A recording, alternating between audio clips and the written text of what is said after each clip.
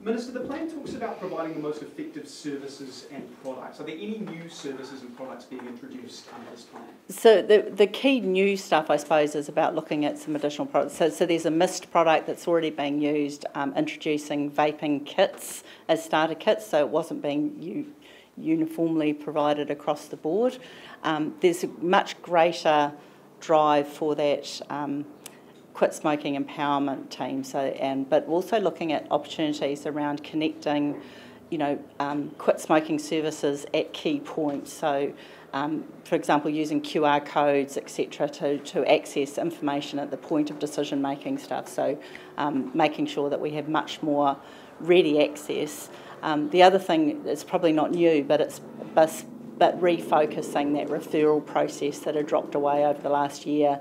We weren't getting so much referrals through the different arms of the health service, so that's kind of the key components. Is the sale of nicotine pouches being reintroduced? No, there's nothing at this stage about, because I mean they're already available to purchase personally. They're not, but we have, overseas. Yeah. But we have committed to it, and the second tranche of work, not around this plan, is to looking at if we did introduce other products to ensure that we had good regulation around them. So you are looking at potentially introducing those products? No, we're just looking at products, anything that would help quit smoking, and that will be driven from the frontline providers. You mentioned the vaping kits. Can you give a little bit more detail around that? So there's a vaping starter kit that was used by some of the quit smoking providers. They were funding them themselves. Because they recognised that they were a good opportunity to get people through the door. So that's one of the things that we'll be looking at, is the product. Is the government putting more funding into the smoke-free goal as part of this plan? No, so there's a $24 million budget that's already available that funds the quit smoking service providers and the marketing and the product funding. There's also a bit of funding within that allows for recognition of innovation and incentivising, so there's some stuff in that. So we believe that the $24 million budget that exists will be sufficient to fund the work we're doing. That's why we've really focused on ensuring we prioritise the things that are working and drive a greater level of accountability about what's being delivered. You talk about improving access to quit smoking providers. Can you just provide a bit more detail about how you plan to get more people engaging with these services? So the big thing is the referral process. That was what really dropped away, and when I met with the quit smoking providers in August, they reported a significant drop-off of referring from the health system. So that was, when you're at the doctors and they refer you to quit smoking service, that had kind of dropped away. So that's a big part. But also, rather than the quit servicing provider or the quit smoking service providers waiting for people to come to the door, as the whānau talked about, they go out to where the people are, and we some of the areas we weren't doing that as well. So how are you planning to boost those referrals? So that is the ministry and Te Whatu will be working with the health system around, and that's where we talked about greater levels of reporting and accountability to show tracking those numbers and making sure we are delivering on those. It wasn't being tracked and monitored, and that was the thing we were reinvesting in. Do you genuinely believe that we can reach the smoke-free goal by the end of next year? We need to have 80,000 people quit, roughly 80,000 quit over the next year. We have achieved those numbers previously.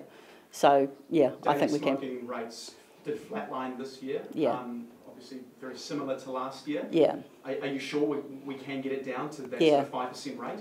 And that was, I think, important point to make, is that we did kind of to some extent take our eye off the ball over the last year. And to be very clear, we haven't undone anything that was previously in place. So what was working, we'd kind of taken our eye off the ball. So we're invigorating what was working and driving that connection. And the health survey results, they're very clear about ensuring that we don't kind of look year by year. We look at the overall trends, and the trends have still been tracking down. So I think we can achieve it. This morning, UK Parliament had its second reading for its own generational smoking ban. Obviously, we got rid of our plan for a generational smoking ban. Can you honestly say that New Zealand is still a world leader when it comes to smoke-free efforts? Yeah. I mean, look at our overall smoking rates against the world. I think there's only a couple. Well, I think Sweden is the only country that's got a lower smoking rate than us. And the big driver is 15 to 17-year-olds, less than 1% smoking. Under 24-year-olds, less 4.2% smoking.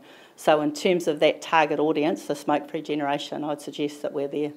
You've touched on vaping a bit as part of your strategy. Obviously, people who are trying to quit smoking often use vaping, but there are a lot of people who have never smoked or are now addicted to vaping. Do you think that 10 years from now, people like these people who work at Monro will be working on a vape-free campaign?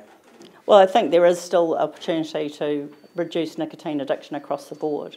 But I think you need to recognise, as the Royal College of Physicians said, vaping is about 5% of the harm of smoking.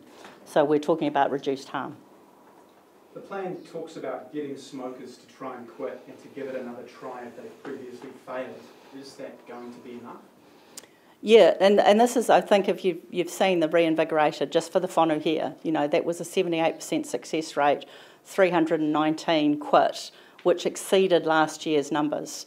And for every person that quits, we know within their whānau, within their home, within their business, they send a message of hope to those people around them. So I think there is real opportunity to push that message.